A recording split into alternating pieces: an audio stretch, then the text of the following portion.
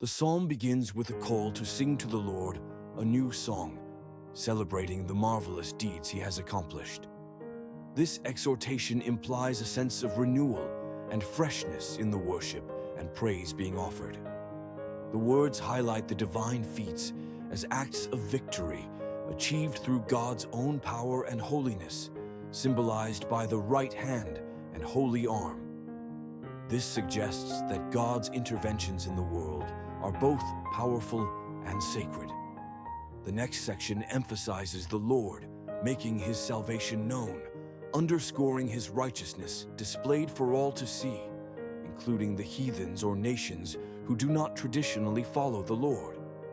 It signifies the universal reach of God's salvation and righteous deeds, transcending any cultural or geographical boundaries.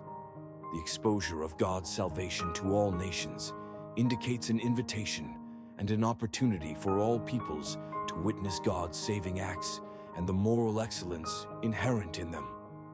The psalm continues by highlighting God's remembrance of his mercy and truth towards the house of Israel.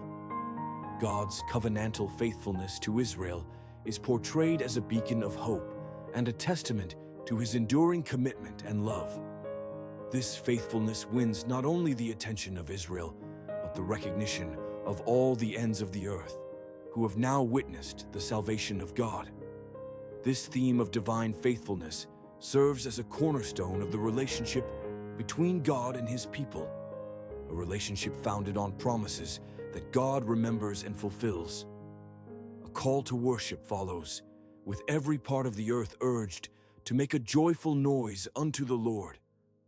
The repetition of the command to make a loud noise and rejoice reflects an overwhelming sense of joy and gratitude, supporting the idea that praise should be both vocal and exuberant.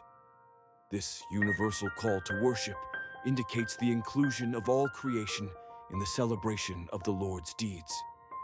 The use of musical instruments like the harp, trumpet, and cornet points to a rich and vibrant expression of praise.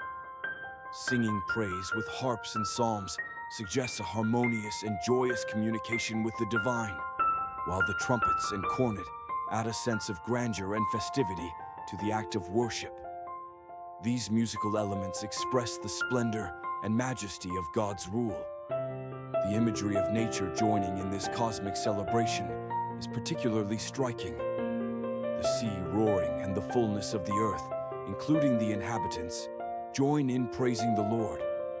Similarly, floods clapping their hands and hills being joyful together reflects a poetic vision of nature itself responding to God's greatness and benevolent rulership.